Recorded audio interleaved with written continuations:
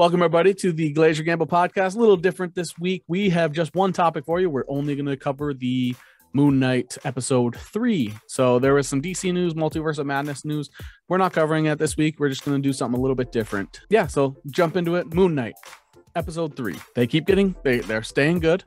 I think I said second episode I'd give a 9. This episode I think I'd give a 9 as well. If we're just, if you're here for a rating, there you go. I'd give it a 9 out of 10 right off the bat. And again, the reason why I wouldn't give it a 10 is not enough Moon Knight. Yeah. I get it. You only have episode by episode, so it's not like you can have as much of a superhero as you would for a full-length movie. Right. Like when you add all the episodes together, I'm sure it'll feel like a lot of Moon Knight. So they explored Moon Knight's powers a little bit more. You got to see just how invulnerable he really is. Yeah. But they also explored Khonshu's powers a bit more. Right. Which was very cool. I almost want to say I'm being a little too picky by saying we didn't get enough. But you got probably the best fight scene so far. Definitely the best fight scene so far. So. And you got to see his wife kick some ass. Yeah. So the fact that it wasn't just Moon Knight who was involved in the fight was really nice. We got to see some more participation among Steven and Mark. And we also got to be introduced to the fact that there's somebody else taking over that they don't know. Yeah. Which we all know is probably Jake. Could be Jake. Yeah. Or it could be a fourth. Yeah. Yeah. I have no idea because he brutally murdered those people too. So, right. Jake's just supposed to be a taxi driver. Yeah. Like a taxi in New York, like a New York taxi driver or something. Right. So why would he need to take over for Mark, who's also a train killer? Yeah. But did Khonshu take over for a sec? And he did. And if he did take over for a sec, why isn't he just taking over the whole time to get the job done? So right. Yeah. So it could be another person. The internet believes it's Jake Lockley. Lockley, yeah. Jake is the one who asked out that museum. Yeah. Yeah, I think that's correct. Because Mark wouldn't have been cheating on his wife, and Steven didn't remember asking her out. Yeah. So that was Jake. I think that is for sure. I don't know. I feel like Jake wouldn't be the killer there. Like Jake wouldn't know how to fight out of that situation because he's a taxi driver. Yeah. Unless they're changing Jake's story in the show. Right. But then is he too similar to Mark then? Like then he Mark feels too similar to Mark. Yeah. Maybe it's someone they'll that also is taking over, kind of like the Typhoid Mary, where you never see the third one, and then maybe it's just you never see the fourth one, and then they cast it out or they kill it or something. I don't know, or this fourth kind of identity. But yeah. For those who didn't see it, the episode starts in Egypt again, kind of. It starts with his wife, Layla getting a fake passport. She's going to go, she's talking about her background a little bit with her father, teaching her how to do all this stuff. Her father's an archaeologist at a dig site. Just so happens that Mark killed everyone at a dig site. So I think those lines are probably going to cross at some point. Right. And it seemed like the woman doing it for her was probably like some sort of caretaker, grandmother, family friend. Yeah. So it opened up there. And then when Mark's trying to get information in Egypt, Steven and him are kind of fighting inside of his head. Right. Layla at one point in the episode says, you used to have it under control. What happened? We all know that what happened was Khonshu saying he wants Layla next. He lost control, and that's why Steven started being able to take control. I also think that a lot of theories are pointing to Steven might have gotten blipped. Steven might have gotten blipped, and Mark has been fine for those 5 years where the blip happened. So different personalities could be blipped, but the body would stay.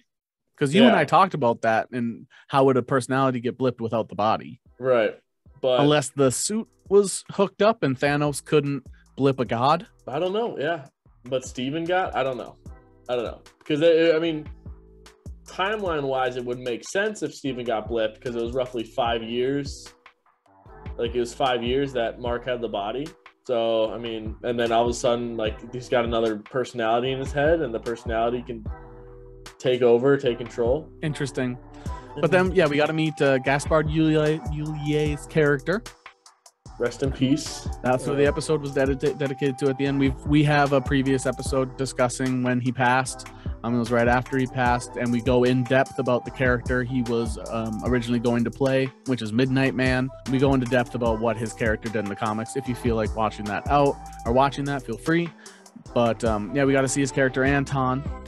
and he's a collector of ancient items. It just so happens that he had a tomb, a sarcophagus of somebody that had the information of where to find Amit's tomb. Right, had a bunch of like ancient cloths that could be folded to reveal a star chart. Each time they needed information, they had to get Steven, because Mark doesn't know anything. And Mark Steven didn't want to give it back. Right, because he knows Steven won't give it back to him. Yeah. And Steven knows more about ancient Egypt than Layla even. And Layla knows way more than Mark. Yeah.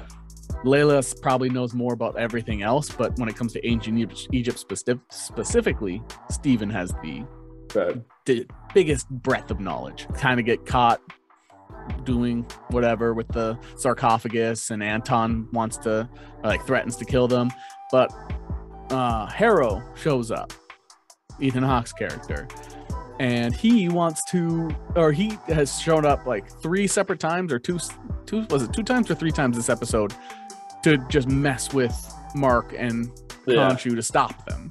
Yeah.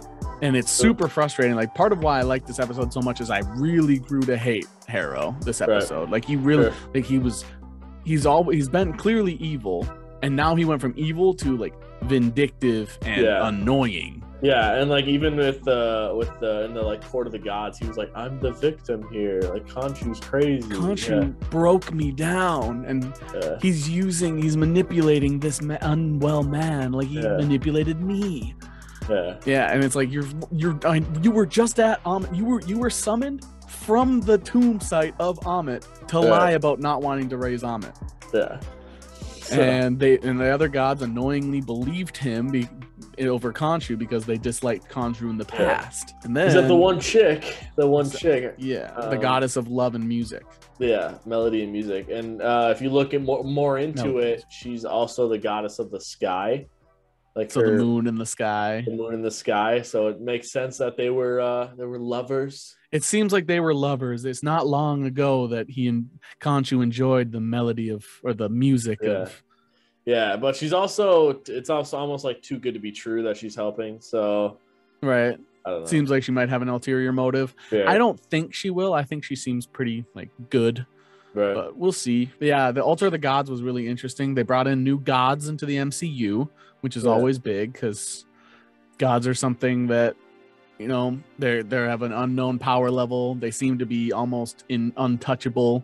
Right. And the only like Khonshu's the only one to like give his avatar something, like give his avatar like a suit, armor, weapons, stuff like that. They even mentioned because they're not supposed to meddle in the matters of man.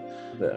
Meddle in the matters of man. That's some solid alliteration there. Yeah, and so none of the other ones they're basically just there for bodies to observe.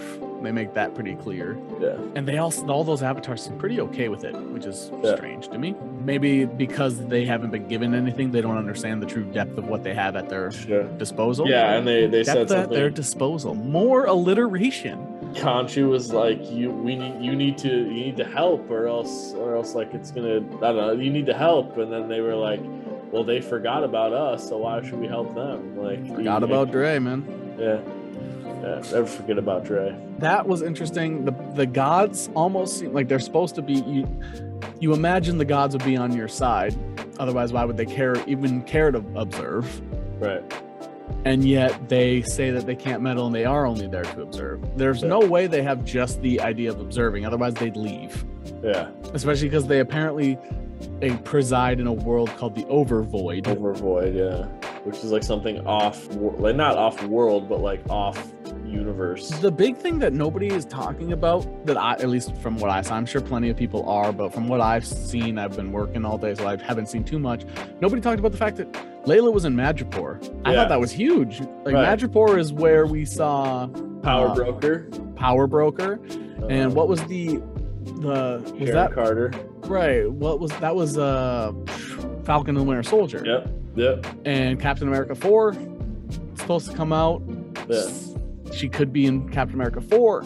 She could be. Madripoor is also where the X-Men have to go into hiding. Yeah, that's where there's some gang that Wolverine deals with that's huge out of Madripoor. Yeah, and Magic, like the fact that she's been in Madripoor when it's supposed to be like an unlisted place that you don't really know how to get to. Right. And when you get there, not everybody leaves. It's just really interesting to me that she's been there. She seems to they did name drop Madripoor, and so I think that at some point she's come in contact with Sharon Carter. Because maybe that's who Sharon Carter was talking to. I don't know. Right, that's the thing, is like, is that who Sharon Carter was talking to? Is that her into S.H.I.E.L.D. to get certain information? Yeah, I don't know. Yeah, so they didn't say Madripoor for nothing. Yeah, that's for sure. They name dropped it. They wouldn't have just said, "Oh, when back in Madripoor." Like if that rang a bell and you didn't remember where you heard that from, that's because it was from Falcon and the Winter Soldier. Right.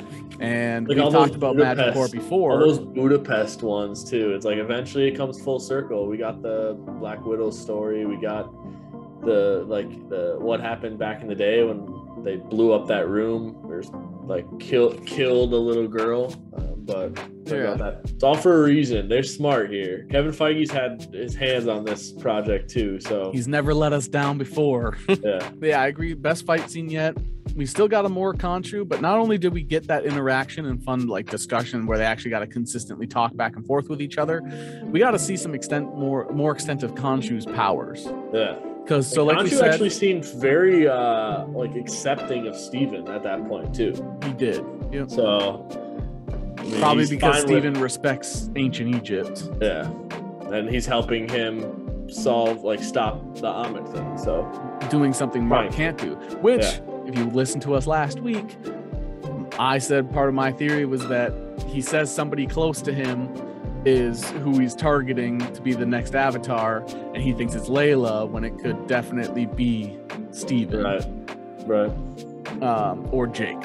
All of them, yeah. He'll just siphon through suits. They're all going to do different. Now that he knows, he can just tuck Mark away in his mind. So we'll see. But we got to see Khonshu he can change the night sky. He created a eclipse, which is what summoned the other gods. And that was the trial of Harrow. You can't just change the sky whenever you want. And then he's like, all right, bet. Let me just turn the sky back 2,000 years to a specific date. And like we mentioned, there was that star constellation map in the sarcophagus that Harrow destroys in order to tell Anton he has stuff that he can provide for him, all that. Right. Steven puts together that map because those survived somehow. I thought that was convenient. Yeah, he crushed it. Yeah.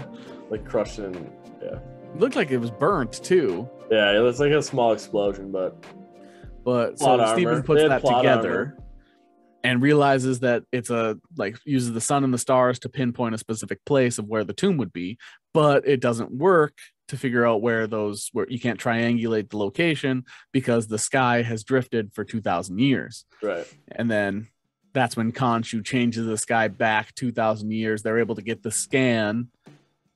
And then Khonshu is locked away in stone by the other gods for changing the sky again. Yeah.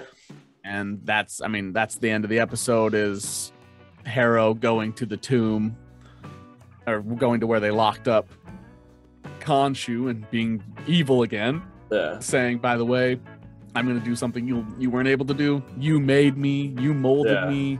So my victory is because of you. Yeah. It's just it's chilling. It's evil, and it's like you just want to give him a slap. Khonshu was like, Steven, when I go, or when they imprison me, tell Mark to get me out, or something like that. Yeah, tell Mark to free me.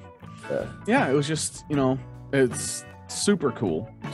Such a good episode. I saw a lot of people complimenting the visuals, especially with the night sky and that sort of thing, because it's realistic in Egypt with less light pollution. The sky is a lot more vibrant in the desert. It was beautiful, super beautiful, and it seems like Layla might be having feelings for Steven. Yeah, it's really weird. Steven and Mark are passed out afterward because Khonshu was ripped out of him. Right. So probably can't use the armor anymore. Yeah. Until Khonshu's freed or anything like that. So he's probably just Steven, Mark, Jake, all that right now. He probably doesn't have any powers. So Layla's trying to wake him up because he's passed out. And she's yelling, Steven, Mark, Mark. Yeah. Yell Jake, damn it. Just yell Jake, you'll wake up. So yeah, that was the huge the huge final scene there. And yeah, no one knows like if it was like time travel either, because like I don't think it was time travel, because I feel like that's super weird to change the sky like that and not have any like ramifications onto what happened, because he's moving the stars back to where they were aligned, which is moving space. That's not just moving like an atmosphere, that is moving actual space. That's affecting more than just Earth, right? So I don't know what the ramifications of that. And there are planets in the sky too, so was he moving planets? Yeah, he had to have been. So no one knows, and then the gods were just like, well, he's the only one that can fix this, but we're gonna lock him up before he can fix it, as opposed to forcing him to fix it and then locking him up. Right. Like, it's interesting. It makes me think about what the other gods can do, because there was one god that was able to stop Khonshu in his tracks during the trial with what looked like beams of light.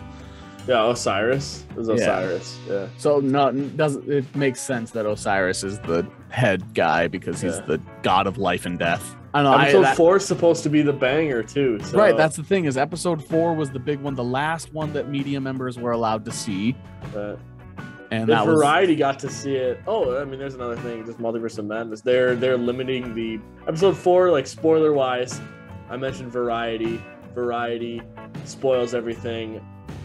Multiverse of Madness is screening who's can see it early. So Variety might not be allowed to see Multiverse of Madness. I wouldn't let them. I wouldn't let them either. I would make them sign extremely tight DMCAs, and if they violate them, basically sue them for so much they have to shut down. Run DMCAs. Yeah, exactly. Yeah, that was a little tangent, but yeah. Or NDAs. NDAs, yeah. Run NDAs. Non-disclosure.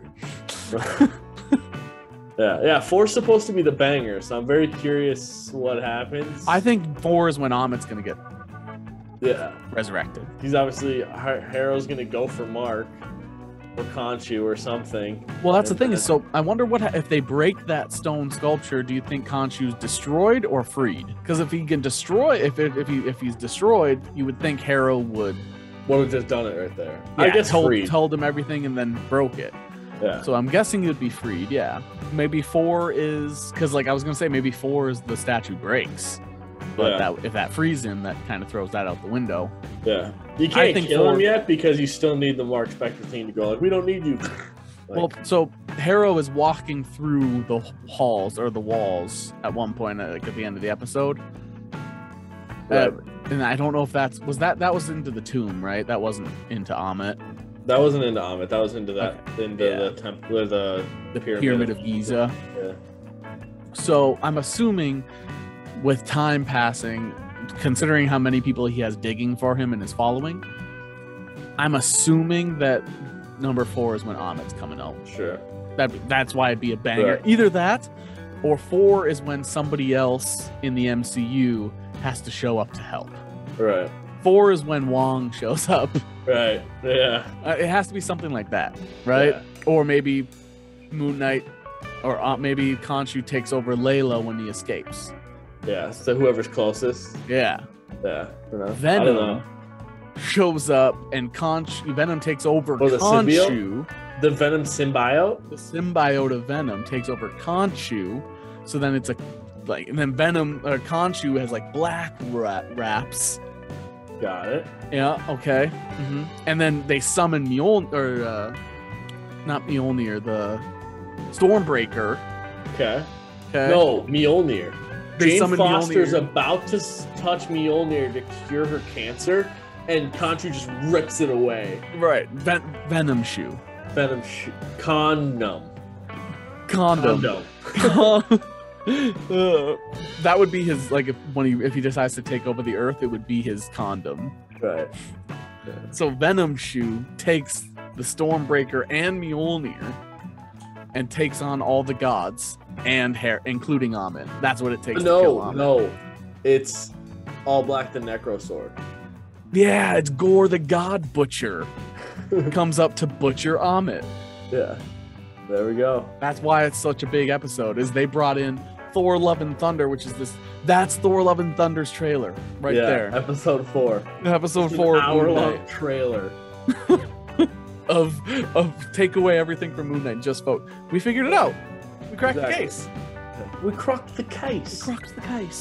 And then, Mephisto. We'll just toss that in there. Sure. But yeah, if you haven't started the show, if you haven't watched them all the way through or anything like that, get on it. This show is amazing. While I do love it, and Moon Knight's one of my favorites, I will say I enjoyed Loki more so far.